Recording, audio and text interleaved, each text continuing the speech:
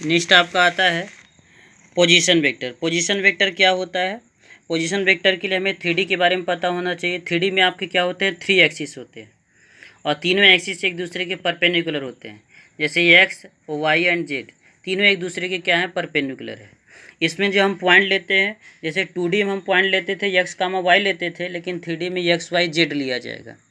अगर ये मान लिया जाए एक P पॉइंट है, x1 y1 एंड z1, अगर इस P पॉइंट को O से मिलाया जाए तो एक वेक्टर आपको मिलेगा O से लेकर P तक।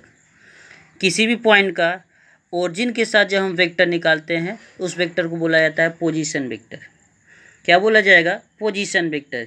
किसी भी पॉइंट का ओरिजिन के रिस्पेक्ट में जो वेक्टर होता है वो पोजीशन वेक्टर होता है। जैसे यहाँ पे Q भी है, Q का कोऑर्डिनेट अगर मान लिया जाए x2 y2 z2, तो अगर मैं Q को O से मिलाऊं तो OQ जो आपका वेक्टर होगा, इस OQ को भी क्या बोला जाएगा? Position vector.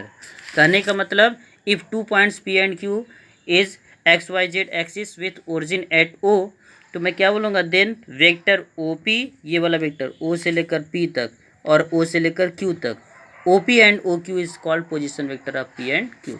मतलब इस वेक्टर को बोला जाएगा पोजीशन वेक्टर ऑफ P और इसको बोला जाएगा पोजीशन वेक्टर ऑफ Q।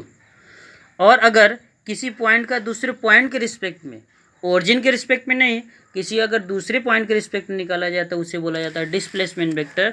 तो ये जो PQ है, मतलब ये जो वेक्टर आपको दिख रहा है ये वाला वेक्टर, इस वेक्टर को क्या बोला जाएगा? डिस्प्लेसमेंट वेक्टर बोला जाएगा। Vector PQ is a displacement vector. अगर किसी वेक्टर को परपेंडिकुलर यूनिट वेक्टर के फॉर्म में इंडिकेट करना है, मतलब आई जे के फॉर्म में, तो आई जे क्या होता है ये इसको समझ लेते हैं। हमें पता है कि एक्स एक्सिस आपका, वाई एक्सिस, तीनों आपके एक दूसरे के परपेंडिकुलर होते हैं, एक्स वाई जेड।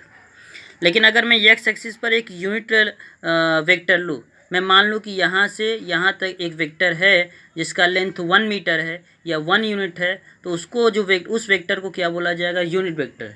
क्योंकि हमने पढ़ा है कि अगर किसी वेक्टर का लेंथ यूनिट होता है तो उसे यूनिट वेक्टर बोला जाता है। तो एक्स एक्सिस पर जो यूनिट वेक्टर होता है उसे बोला जाता है आई कैप, वाई एक्सिस पर जो यूनिट वेक्टर होता है वो जे कैप होता है, और जेड एक्सिस पर जो यूनिट वेक्टर होता है उसे के कैप से डिनोट करते हैं।